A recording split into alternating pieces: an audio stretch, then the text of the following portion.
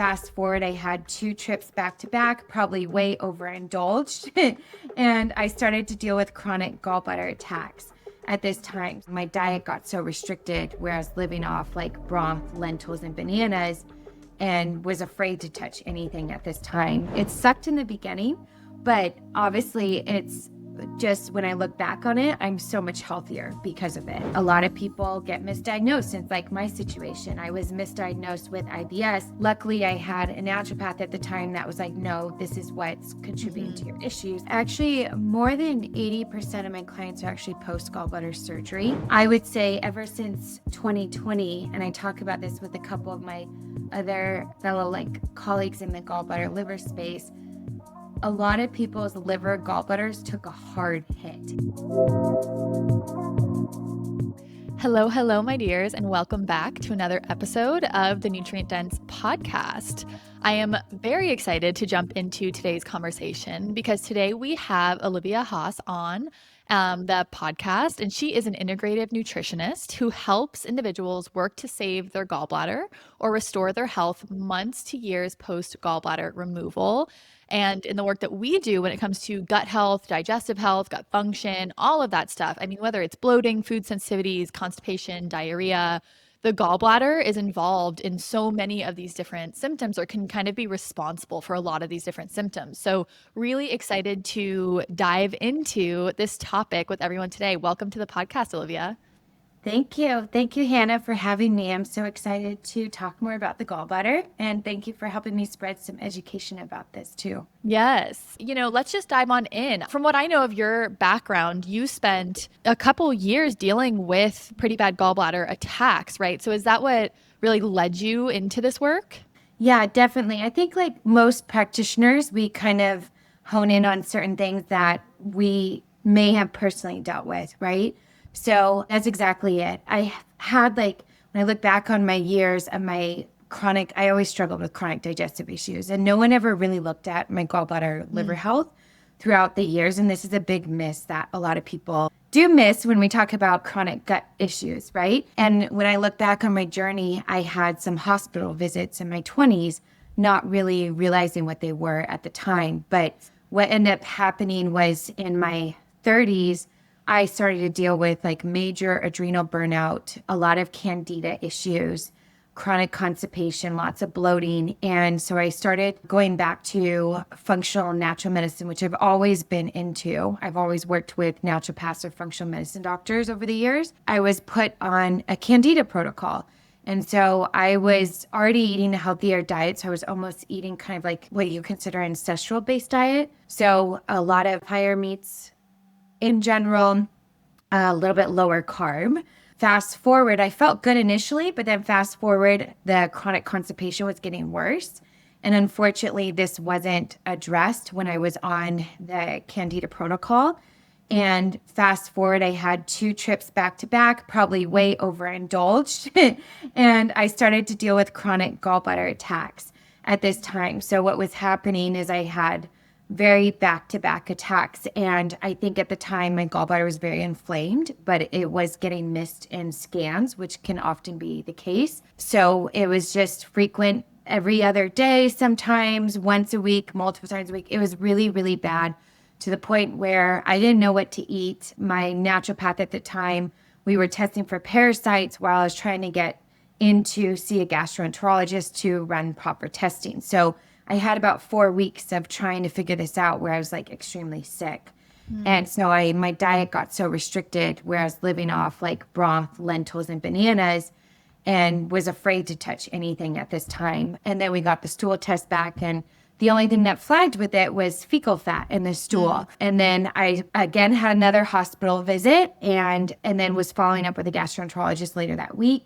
And they really didn't find much at the time within my gallbladder besides polyps. And they didn't run further testing and doing what we call a HIDA scan, which looks at the actual gallbladder function. And they were well, there's just a little bit of sludge, a little bit of, there was 3 polyps at the time, but it was kind of just dismissed. And so I was diagnosed with IBS is what happened.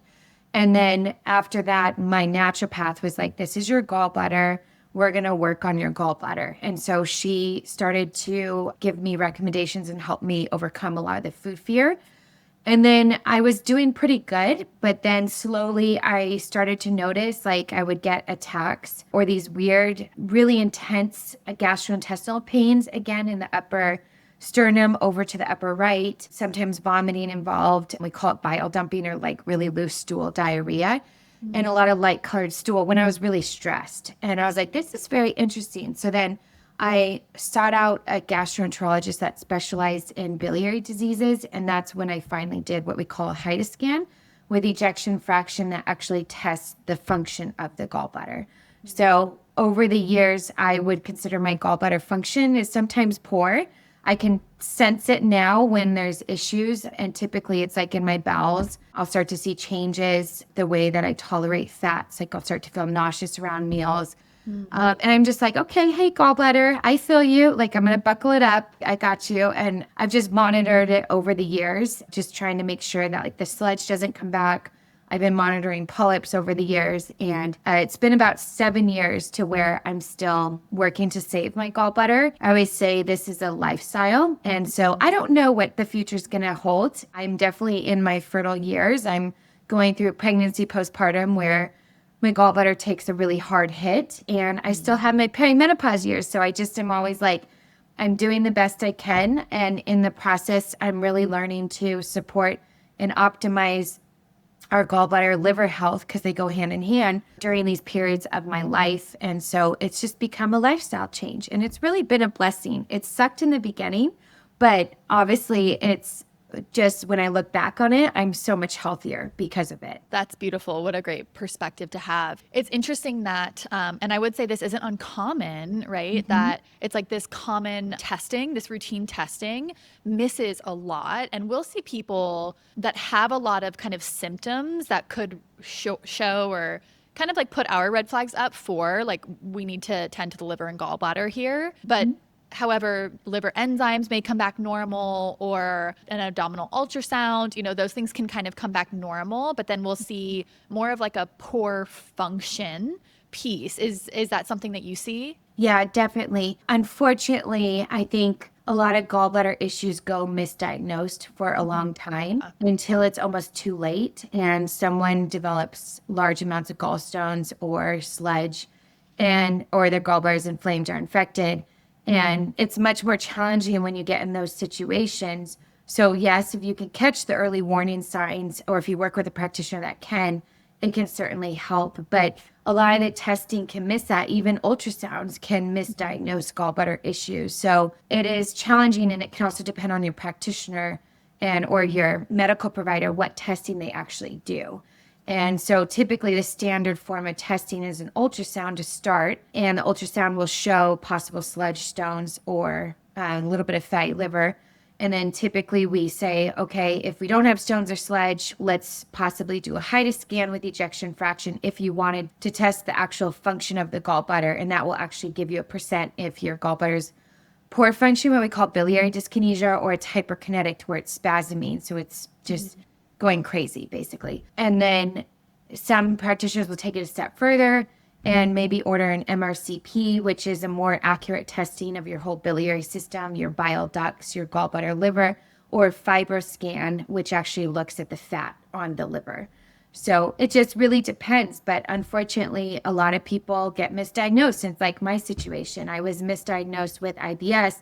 Luckily, I had a naturopath at the time that was like, no, this is what's contributing to your issues. Let's work on that. Yeah. And there's two things that I want to like point out here. So one being that sometimes people can have sludge, but maybe they don't have like the spasms, like they're not having attacks, right? They can have the sludge, but maybe they're not having like upper right quadrant pain and it's radiating to the back. But that's a pretty clear sign, right, that we need to take a look into the gallbladder. But what's interesting is people can just have, digestive issues, but not necessarily like a pain or a cramping or a spasming in the upper right quadrant, and sludge can still be there, which I find, just interesting, because sometimes it's like, oh, well, I'd say your typical doctor is looking for those more severe signs, but it's like your body is showing signs of poor function and possibly even sludge, which I would say like that's a step up, right? That's definitely showing us that something needs to be addressed. So that's just interesting to me. The other thing that's interesting is that you mentioned that they found sludge and they still didn't tell you that there was anything wrong.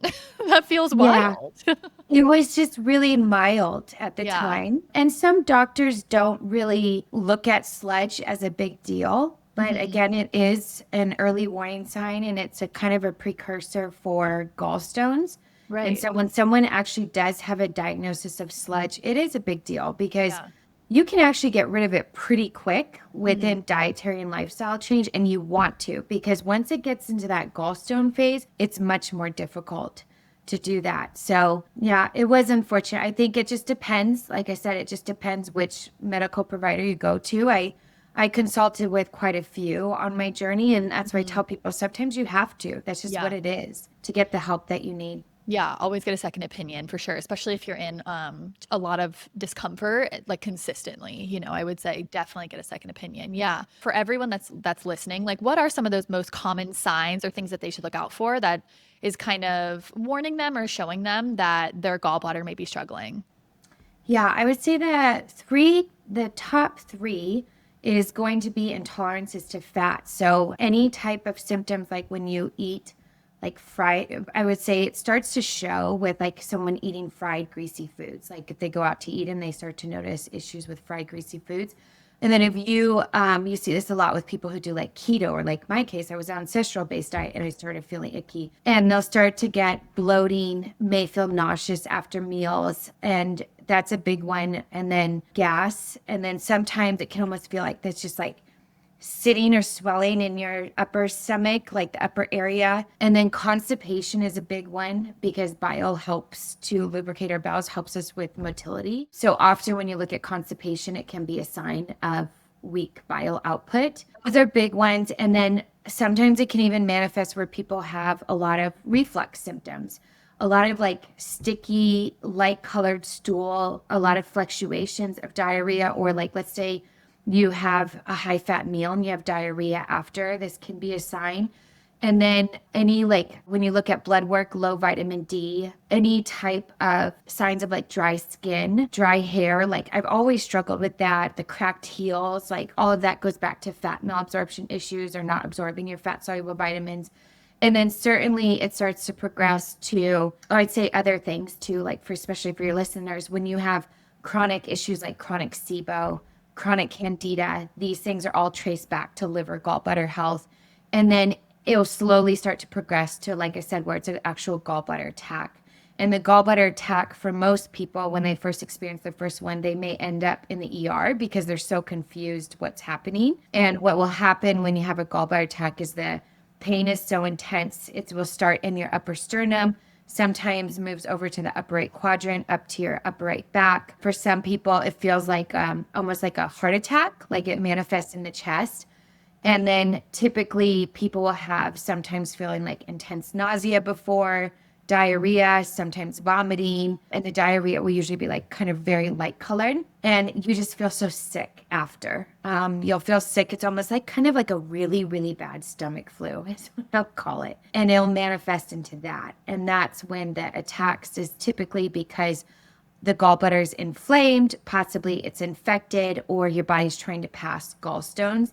And so that's kind of the next stage of gallbladder diagnosis or when the gallbladder is actually symptomatic. Right. And it's like if we can catch it before we have these stones, I mean, that's going to be obviously ideal because gallstones are, more severe, can cause more complications, can warrant immediate surgery needs and all of that kind of stuff. So Yeah. I think that's really helpful for the audience to know to look out for some of these things. And also, it's like, it's pretty common. I mean, women are at a higher risk of it, right? Due to like hormones, and we can talk about that. And then, of course, like pregnancy and postpartum. I mean, that's what scares me personally is I'm like, oh my gosh, what am I going to do when I'm pregnant or postpartum to like mitigate some of this and decrease my risk of something happening. But Before we jump into kind of the hormone piece, because I do want to touch on that, because a lot of our listeners are women that, Yeah. women are at high risk of gallbladder removal, all that. So, and it's quite common. We'll see people with poor gallbladder function without knowing they have poor gallbladder function. Mhm. We'll see people with sludge, and then we'll see people that have already had the gallbladder removed. So we'll see people kind of in every area of that journey, really. But why do you think what do you think causes this? Like, what do you think is really leading to the breakdown in gallbladder function, and like how, well, we can get into some steps to support gallbladder function more towards the end of the episode. But yeah, I mean, why do you think this is so common, and what do you think are these deeper root causes? Gallbladder function or dysfunction versus like the gallstones can be a little bit different when you talk about the root causes. A lot of it's overlapping, but I'll touch on both. A lot of people feel that gallbladder issues are liver issues, and it's because when you look at why gallbladder issues manifest in the first place, the gallbladder is it's a sister organ to the liver, and it's kind of like its little bystanding little pouch that kind of hangs out with it. And the gallbladder can take a big hit depending on the liver health, the liver function. So what happens when you have, let's say, gallstones or sludge, what happens is your liver will, if one of its, it has 500 plus functions in the body. It's the most, I think, one of the most beautiful organs when it comes to your health. Basically, one of those functions is that the liver makes a substance called bile. And the bile is made of different things from like cholesterol to water to minerals to bilirubin. And if the liver becomes overtaxed, it will start to produce a bile that's really sludgy, and it can become toxic. And it's basically imbalanced with bile acids to cholesterol. And when it starts to be imbalanced, where there's more cholesterol to bile acids, it's too thick. And so then it goes into the gallbladder, and we have this like toxic sludgy bile. And then possibly, most likely, the gallbladder motility is not functioning well, and it's not releasing out enough bile periodically. And that can be due to many different things. That can be due to like just inflammation, hormone imbalance between estrogen, progesterone, thyroid. Those are some big popular ones. Insulin resistance, viral bacterial infections can affect the gallbladder function, mold, gluten sensitivity and allergy can impair the gallbladder function. And so then the sludgy bile goes into the gallbladder and it just sits there. And if the gallbladder is not releasing out enough bile, because either one, we're not telling it to through our diet, or there's an actual function problem, then the bile sits there and it becomes over super saturated and it just becomes even more thick. So when you look at how gallstones and sludge are developed, they stem in the alteration in bile composition. So in functional medicine, our goal to try to dissolve gallstones or even like reverse sludge is very much targeted on liver function and improving that bile composition from a top-down approach, if that makes sense. And then I always do things to optimize and work on the gallbladder function while I'm working on gallstones. So I'll look at all of those common factors of why someone has a gallbladder dysfunction. So let's say you actually are diagnosed with gallbladder dysfunction, biliary dyskinesia, or hyperkinetic. That issue of a function problem typically goes beyond diet. There's something else driving it. And so that's where we kind of peel back the layers and look at, okay, is it a hormone problem? Like you said, perimenopause, postpartum, pregnancy is a very high prevalent time for gallbladder issues to come to surface because the gallbladder motility takes a hit, and so does the bile composition changes. And so that's a big factor. Your hormones, again, insulin resistance can play a role. Insulin can play a role with the gallbladder function.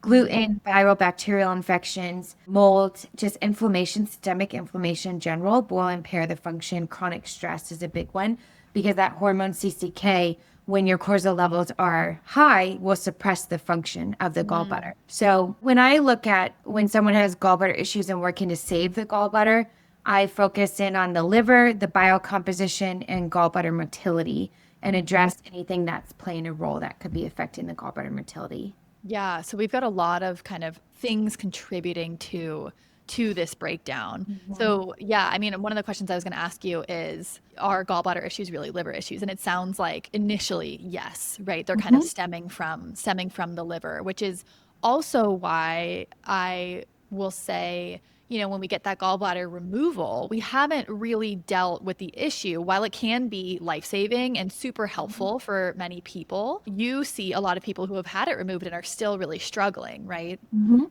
Yeah, actually, more than 80% of my clients are actually post gallbladder surgery, Wow. and they are struggling with chronic digestive issues, metabolic challenges, fatty liver. These are common things that can come up, and that's a result of typically at a foundation, your digestion changes without a gallbladder. So that bile, the mechanism of holding and concentrating bile is no longer there because the gallbladder is not there.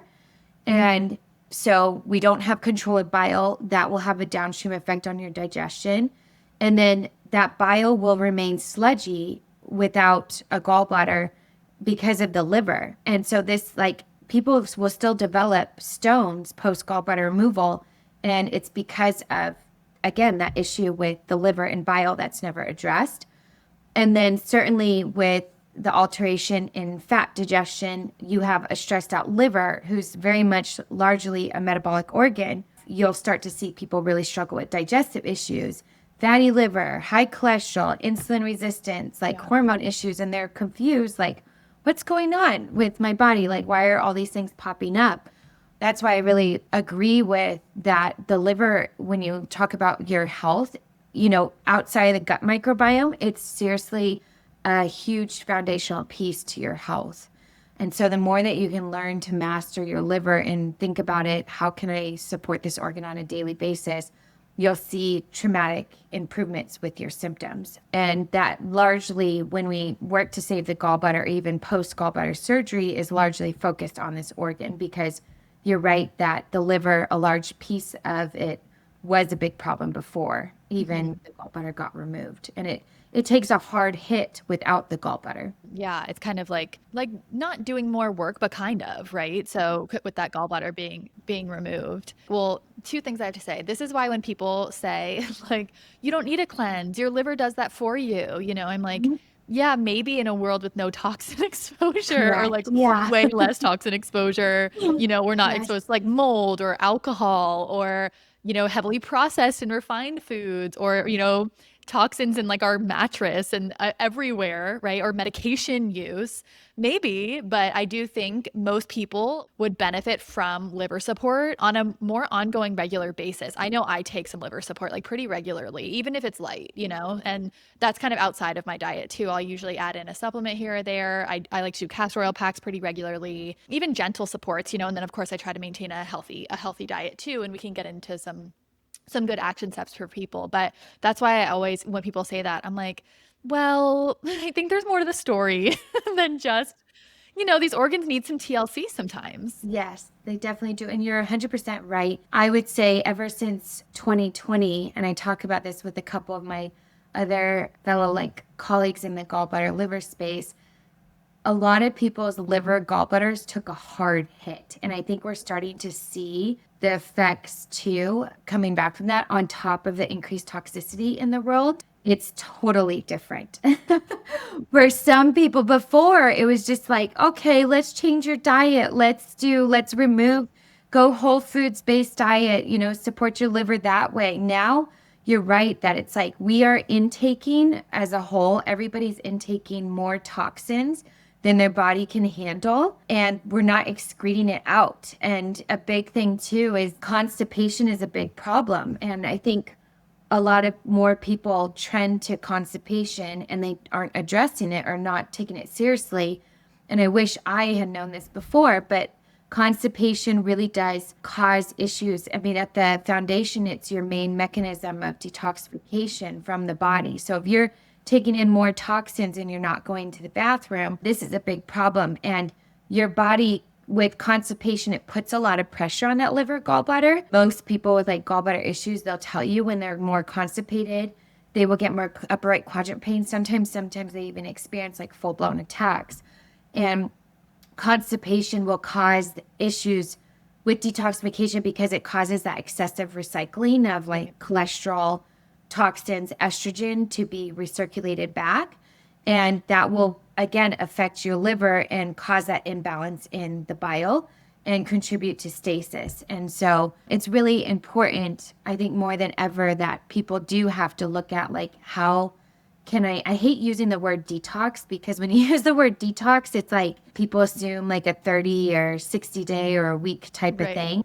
But how can you reduce down your toxic load as much as possible in your daily lifestyle? Because you can't control it anymore. It's being exposed at every angle. And these organs between the liver, gallbladder are really taking a hard hit. Yeah. And you mentioned going back to 2020. Are you kind of referring to like the COVID piece? Like, are you seeing that COVID impacted liver gallbladder function? I would say what we are seeing, I agree with you. And we may have already chatted about this at a different time, but I'm like, people are more complicated now than they were. Yes. No hate to people that we help. We love you all. Yeah. But like, cases are more complicated. We've had to up level our skills. Fortunately, we're here to do that and have done that, but it's not quite as simple as it was when I first got started in like 2019. Things are Yes. and they're really across the board. I mean, we are seeing this huge flare in like histamine stuff with people, which seems to be a big post-COVID thing. Like now, like MCAS is kind of more well known and understood, which is interesting because when I first got into this industry, I didn't even know really what that was. I mean, I didn't have training in that. So it is interesting. And I asked my team, I'm like, do we feel like this is true? And I ask other people, I'm like, are you seeing people? They're just more sick. They're just more sick today. Correct. Yeah.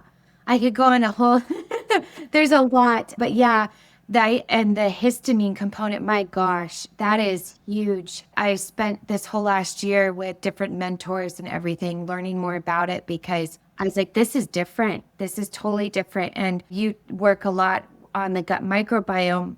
A lot of people with liver gallbladder issues struggle with histamine intolerance, like before and after gallbladder surgery, whether it's because of the change in the bile acids, bile helping us to move out the histamine, or is it also because the liver has an enzyme that helps break down the histamine? And it's very complicated. You can't push this in people who are very sick. And so it's very challenging, very, very challenging. But yes, I've seen it.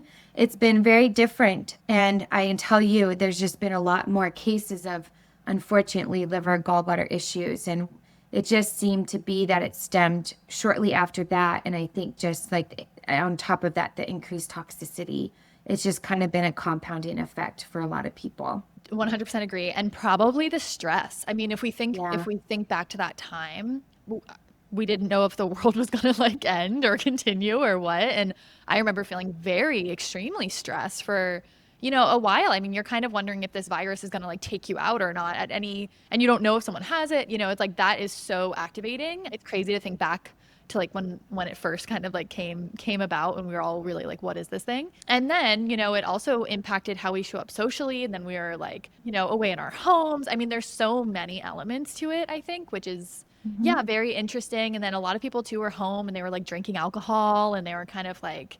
eating unsupportive food. So it's like, there's so much of that. But I also think how COVID impacted people's immune systems and kind of triggered those mast cells and those long COVID cases really, they complicate it. We hear you on that. Yeah. It's a lot of like stabilization and support and nourishment before moving people to really pushing that histamine degradation and that kind of stuff. And I would also say when we first got started, I mean, we would be able to jump people into dysbiosis eradication protocols and things like that pretty quickly. And most would respond like really well. I mean, we could get people feeling better in like 8 to 10 weeks. I mean, significantly, right? And now it's like, we've got to go slow. Yeah. Yes. Now it's as I'm told. Before it was like, okay, expectations is 3 months. Now I'm like, no, it's closer to 6. Yep. And also don't set expectations on it. Yeah.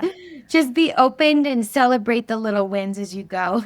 Yes. Yeah. 100%. You did mention this stress piece and how it actually impacts gallbladder function. Can you expand on that just a little bit so people can understand, I mean, directly how over time chronic stress could impact this? We all know, chronic stress affects the body in so many ways. I think a lot of people don't realize its effects on sometimes the organs. So when you look at the mechanism of it, so there's a hormone, I'm just going to say it's called hormone CCK. It helps signal, it'll tell the gallbladder to contract when you eat meals that have fats. But what happens is when your body's under high amounts of stress, your cortisol levels are high, and your body is not, it's stuck in a fight or flight response. Between your parasympathetic nervous system and that hormone CCK, it's not getting signaled properly. And this is a big issue of why people struggle with function problems.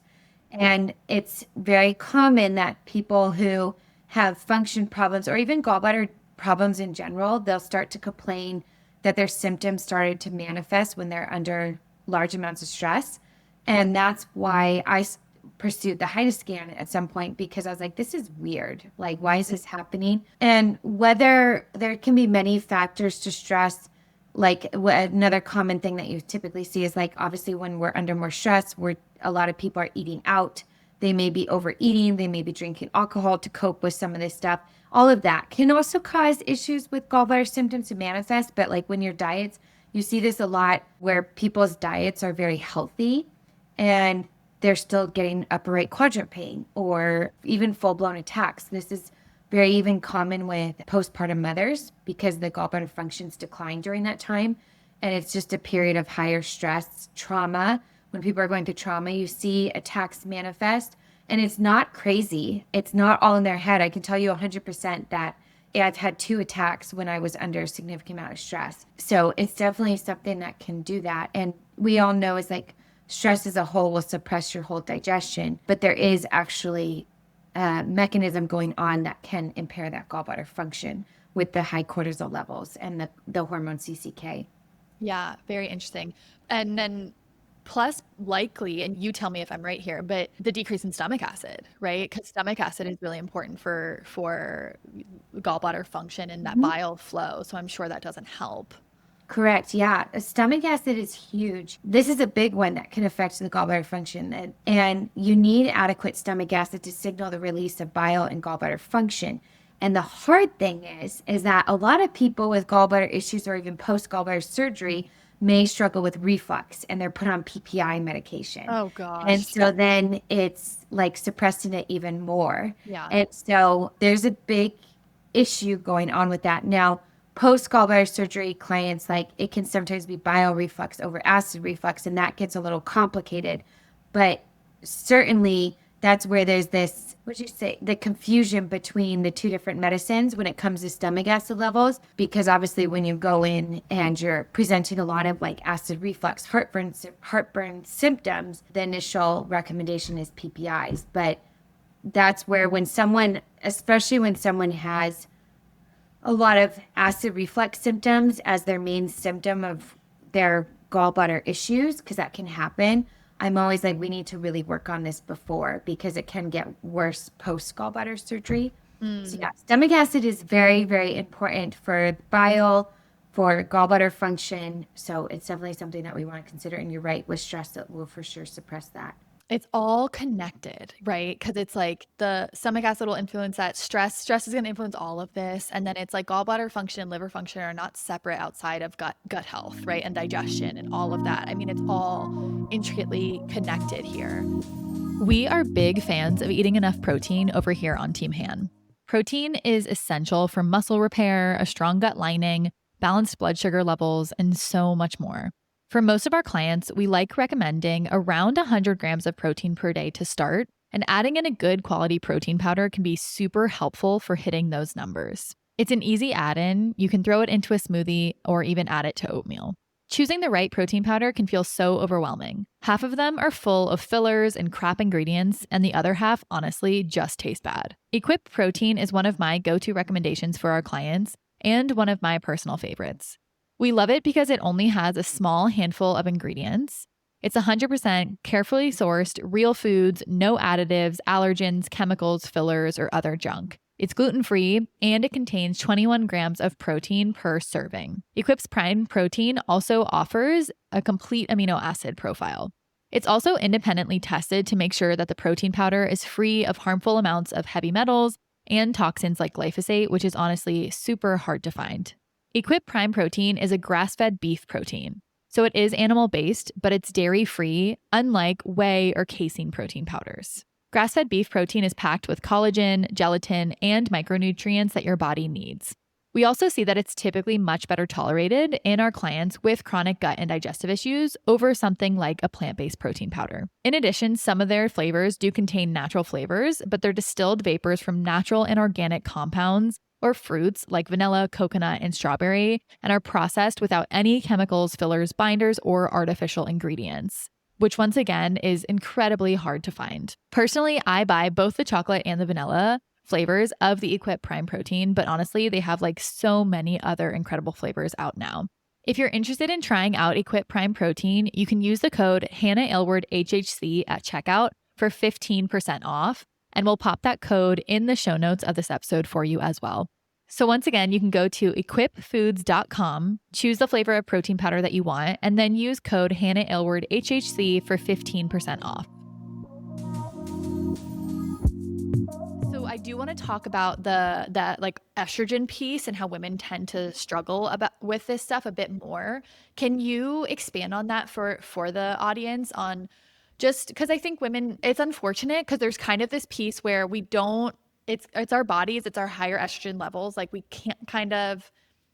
I mean, we can do something about it, but we're kind of just dealt like a little bit of a harder hand over here naturally. So what is happening there? And am I correct in saying that higher estrogen can cause bile issues that could then lead to bigger gallbladder issues? Yes, definitely. And this is one of the reasons why gallbladder issues are more common amongst females. And it's because of the hormone piece. There's several different hormones that can really impact the gallbladder, liver, and the bile. Estrogen is one of the number one things that is known to cause gallbladder issues.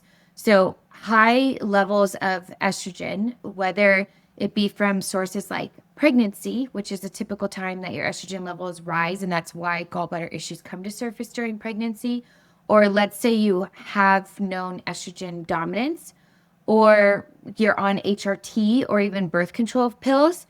All of this, anytime there's high estrogen and your body's not processing it out, is going to increase cholesterol secretion into bile. And then the other thing is that estrogen will also reduce gallbladder motility by basically impairing the response of the smooth muscle to that hormone CCK, which is responsible for gallbladder function.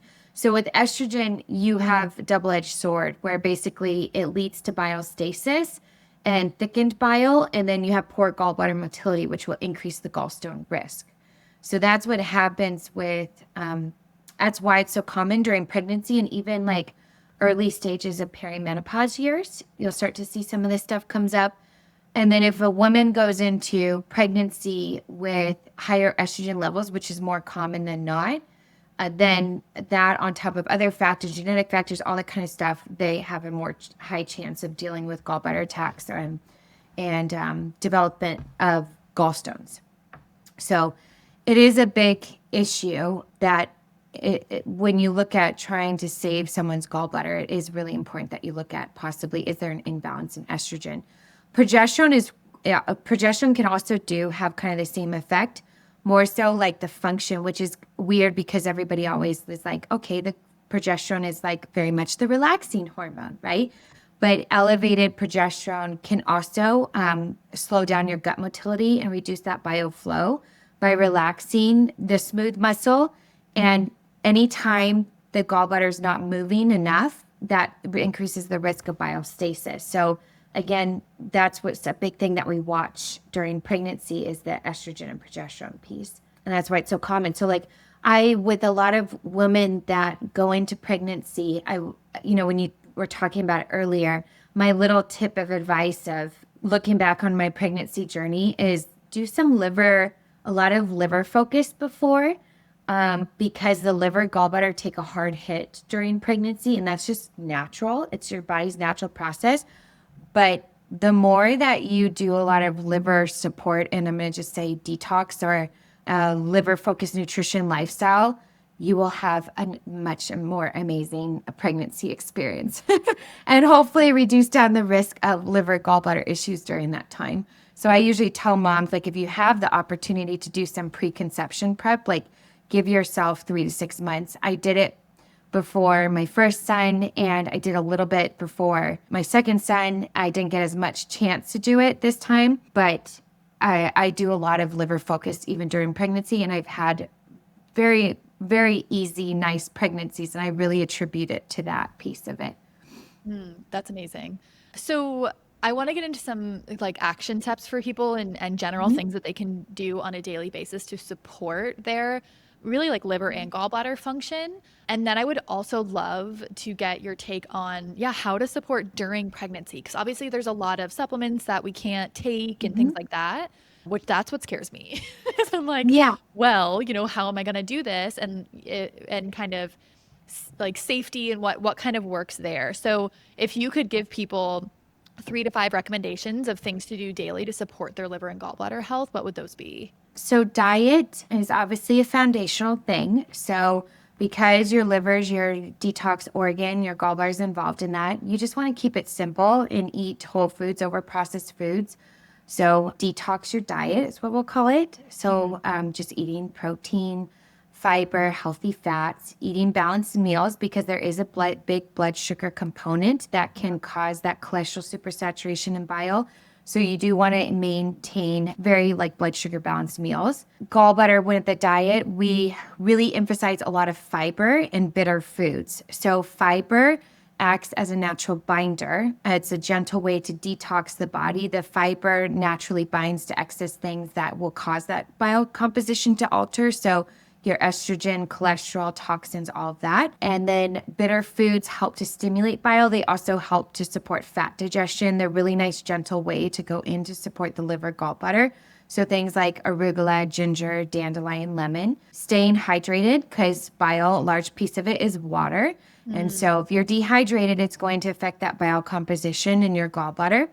Address the constipation. I wish someone had told me this a long time ago that if you're constipated, you want to get to the root cause of that because it really takes a hard hit on your liver gallbladder and it really does impair that detoxification. So before you even start to really push your liver gallbladder, before you even want to do like, let's say liver gallbladder flushing or detoxes, your bowels need to be moving. And I wish someone had told me that. So your diet will play a big role with that. The bitter foods, fiber, hydration, moving your body. It's all simple things like that can really help.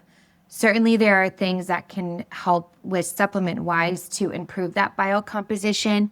And those are some of those key nutrients that can help. So like taurine, glycine, they help improve bile composition. You can use different bile salts like ox bile, TUDCA. Those can help with fat digestion, stimulation, bioflow, helping to target the liver. There's many other things that you can kind of bring in supplement wise, but working in on some of these key nutrients and some of this foundation with the diet, I think is like utmost important. And it can make a big difference if you're dealing with actual gallbladder symptoms.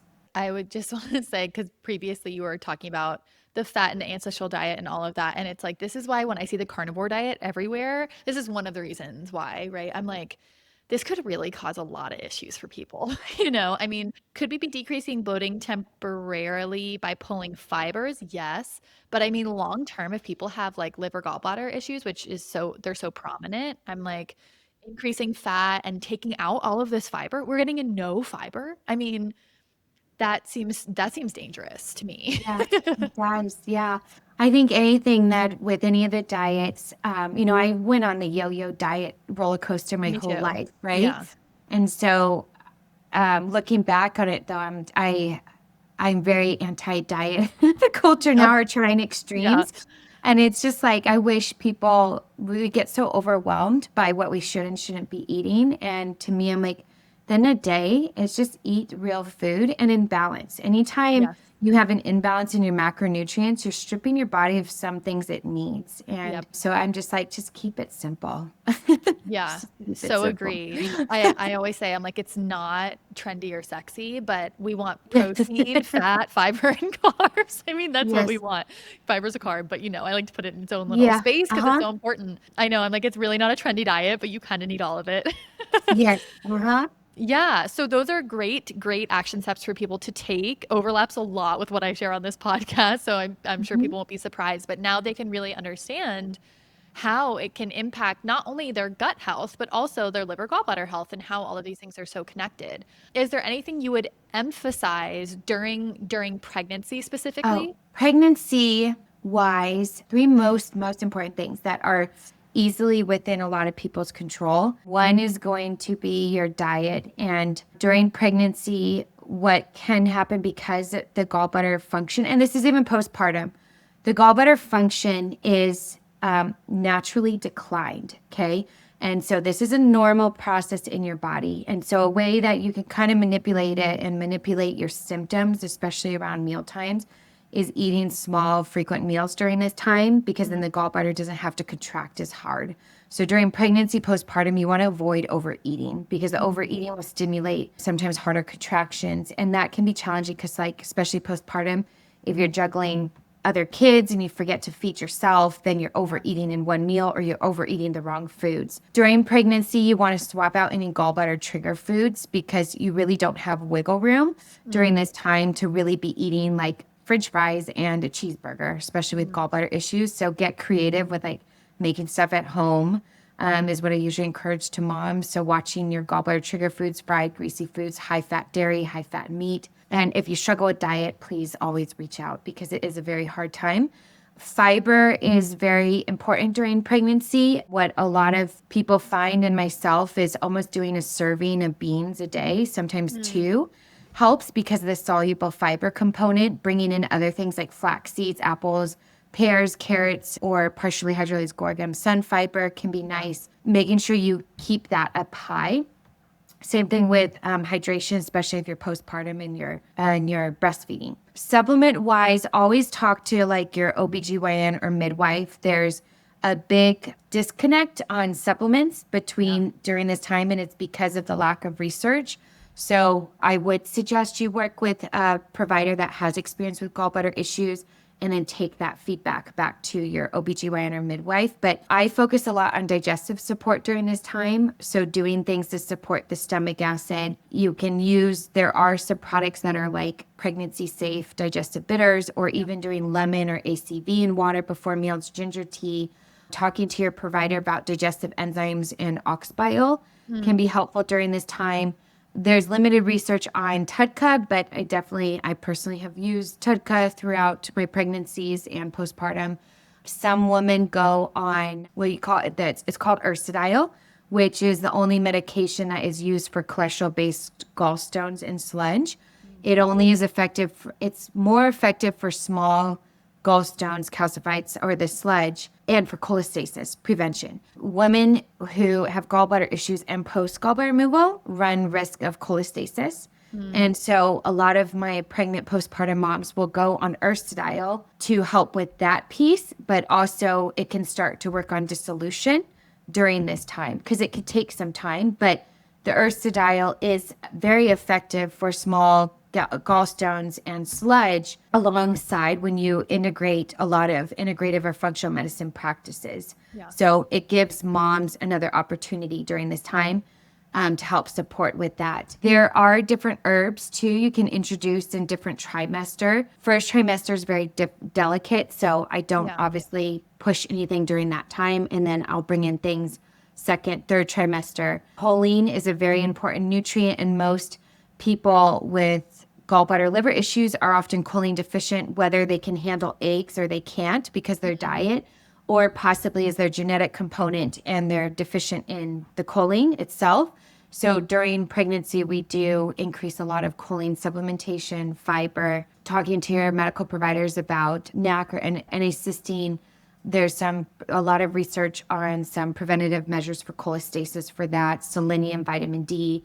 These are other things you can talk to your medical provider about. But yeah, I would always take it back. Every medical provider is different. And then typically, like, pregnancy, postpartum is a beast if you have liver gallbladder issues. So just don't do it alone. I'm just going to tell you, don't do it alone, because the diet will ebb and flow, and you need a lot of help. If you have, like, let's say if you deal with gallbladder attacks or you have gallstones or sludge. Between myself, I have a huge passion, obviously, because of dealing with pregnancy, postpartum now, of helping mothers during this period. I have colleagues I can refer out to. I also have like my Gallbladder Saver Society membership, where there's tons of pregnant and postpartum moms in it. And I provide a lot of support on the group support calls for them. because I just sympathize so hard for them. It's just not fun. It's not fun at all. Oh my gosh. Yeah. I mean, I don't have kids yet, but I hear you're lucky if you even eat, you know? Yes. So it's, I just can't imagine. I will say, I mean, that is, it does scare me a little bit. Yeah. I'm like, how am I gonna support during that? I have felt like a little gallbladder flare personally once, and it was under extreme stress. And then I was like, oh, here we are, which is interesting. I mean, it was no change in my diet. It was no change. I really don't drink much alcohol. You know, it wasn't anything like that. It was really the stress piece, which is yeah, I just think something people should really be aware of, you know, because it's like we automatically think diet and supplements, but it's like what's going on, you know, what's going on mentally or your workload or whatever that could be contributing to some of this. I always tell people like stress manifests in everybody's body differently. Yeah. Like my husband, his is very neurological. Mine has always been GI Me problems, too. and it centers in the liver gallbladder. Yeah. And so when I'm feeling under stress, I'm like, oh, okay, thanks, gallbladder, for reminding me to calm down Yeah. and take some deep breaths. And there really is something to it. In traditional Chinese medicine, they talk about how the organs are associated to different feelings in the body. Yeah. And the liver gallbladder is one of those organs that holds a lot of anger and resentment. And so it's not uncommon. Like when you're mad, you'll feel things. It's not uncommon when you're dealing with trauma, like all of that stuff. It's not in your head. People may tell you that, but it's not. It's definitely not. Yeah. Yeah. I always say like stress doesn't stay stress. It doesn't stay this like psychological, emotional, mental stress. It has direct impacts on our physiology, you know? So it's never just in your head. Your head is playing a role, right? Like your nervous system is playing a role, but it becomes physical. It becomes dysbiosis or poor gallbladder function or whatever it might be, high cortisol, you know. Um, yeah, it's all just so interesting to me. I've loved this conversation so much. So I do want to just ask one more question for the audience. So if people are suspecting that they're like resonating with this, they're like, oh, I have some of that pain, I have some of these symptoms. Testing wise, like what would be your first recommendation, then your second, then your third? I know it's like it can kind of there's like a hierarchy to it, maybe. So what would you recommend first? Yeah. So for conventional medicine, typically we start with the ultrasound. So if you suspect you have gallbladder liver issues, if you have known family history of liver gallbladder problems, then certainly go in and do the ultrasound first. And then you can pursue, it depends on the diagnosis. Like if they go in and they say, like I said, if they see gallstones or sludge, they'll just be like, that's it, it's gallstones or sludge. You can pursue more accurate testing with an MRCP, which will actually provide like the size of stones, the health of like your biliary system. It's hard to get that approved from what I've found. And then again, like if you are diagnosed with fatty liver too, you would want to pursue a FibroScan to get the accuracy up there. And then as far as functional medicine, there's different testings that we would run, and it can depend on what someone's symptoms are dealing with and their medical history. But any of the standard functional testing, I would say, like even doing a stool test is really important when you talk about liver gallbladder health, especially if there's someone dealing with a lot of chronic GI symptoms and you don't know if this is the liver gallbladder or end of the day, your whole body's connected, but like, are your symptoms from something else? Like, is it from H. pylori and you have gallbladder issues? Or the biggest one for most is like SIBO and gallbladder problems, even sometimes looking at doing SIBO breath tests. And then when we know that when someone's already done some work on that, sometimes we'll do an organic acid test, which looks more at methylation and liver detoxification.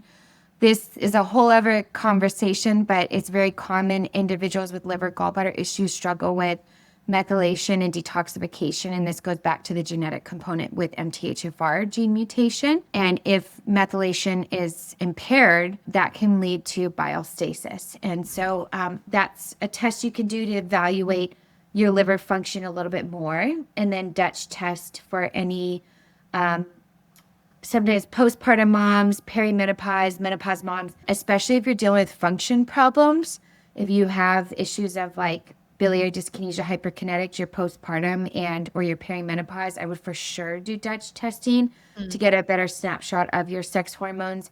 Doing a full thyroid panel because the thyroid can also cause issues with cholesterol supersaturation and poor gallbladder motility. So making sure you do an actual full thyroid panel where you test your TSH, your T3, your T4, and your antibodies. And a lot of that thyroid testing, I know it's hard to get done from your doctors, but there are a lot of options now where you can order your own testing. Yeah. So just always monitor that. Blood work, when you look at blood work, thyroid is a big factor.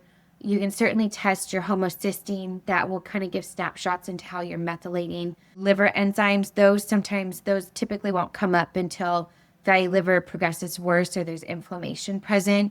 So they aren't a true marker or diagnosis of liver gallbladder issues. Yeah. You could do a GGT to look at blockage. That's when, like if I have a client who's had a gallbladder attack and we aren't sure if there's blockage, sometimes I'll just run a quick liver function test and do the GGT with it to see. So yeah, there's a lot you can do. It depends on the path you take, but the standard steps first is like if you suspect you have liver gallbladder issues, you have a family history of it, just start with the ultrasound and go from there. Yeah, I think that's great. Thank you for that. Yeah, I would say, honestly, we don't see elevated liver enzymes often, and we see poor function all the time, right? So a lot of the times if you go to your traditional doctor, they'll, run basic blood work. They'll be like, oh, your liver enzymes look normal. And to me, I'm like, that's great, but I think there's a Yeah. lot more, a lot more to Yeah, explore here, you know? totally. Yeah, I was diagnosed with fatty liver during postpartum.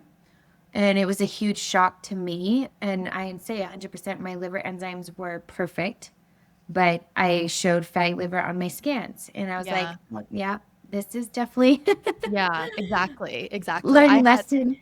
I remember I went for an ultrasound once and it was like borderline. They said it was borderline enlarged. And it was after I had lived in mold for a while and I didn't know. And I think that played a massive role in that. But I remember the doctor, and it was also a functional medicine doctor, and he was like, well, your liver enzymes are normal, so just ignore it. And I was like, what? I'm like, Yeah. I'm not going to ignore it. You know, I kind of had an understanding of what I thought kind of contributed to that, you know, Yeah. after lots of heavy mold exposure and the chronic gut issues I was having. You know, it's like they're just so quick to be like IBS and like whatever, everything's fine. It's not severe enough when really there's so much that you can be doing. 100%. Yep.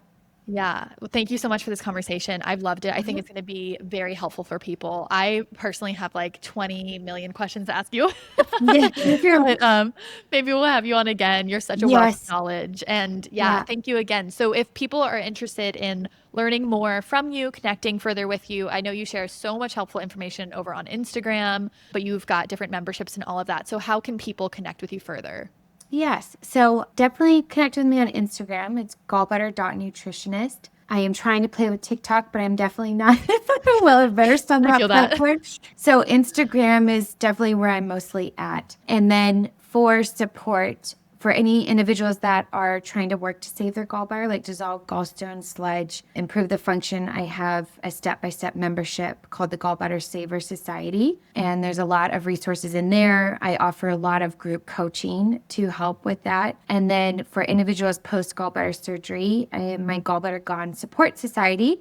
It is a step-by-step program specifically to help individuals start to work on those common digestive issues post-surgery, fatty liver, weight gain. There's also information like if you're preparing for surgery, what to do the first 30 to 90 days because it can make a huge difference. And then certainly I do help with like one-on-one through my gallbladder surgery repair plan, which is kind of like a group and one-on-one program. But that will be open in the new year because I got to prepare for a baby. But those are the best resources where you're going to find loads and loads of gallbladder information and the support that you need. Amazing. Thank you. And we'll make sure to link all of that in the show notes for you guys below as well. Well, is there any like last thoughts or last tips that you'd want to leave with the audience? No, my only advice is like if you suspect liver gallbladder issues, just focus on one thing at a time because it Yeah. can be very overwhelming. It can be overwhelming knowing where to start. And just remember, this is a lifestyle change. It's not a temporary diet change, detox. When you have liver gallbladder issues, it's a lifestyle change. But if you can see it in a positive light, it will have tremendous benefits on your health long term. I love that. Love a perspective shift. A lot of us are seeking the 7-day, 30-day, whatever, and it's like health it's a lifelong journey. Some people don't want to accept it, but it's and it will enhance your life. It'll make everything better. Yeah, 100%. Yep. Yeah. Well, thank you so much for coming on, You're Olivia. most welcome. Okay. Bye, everyone.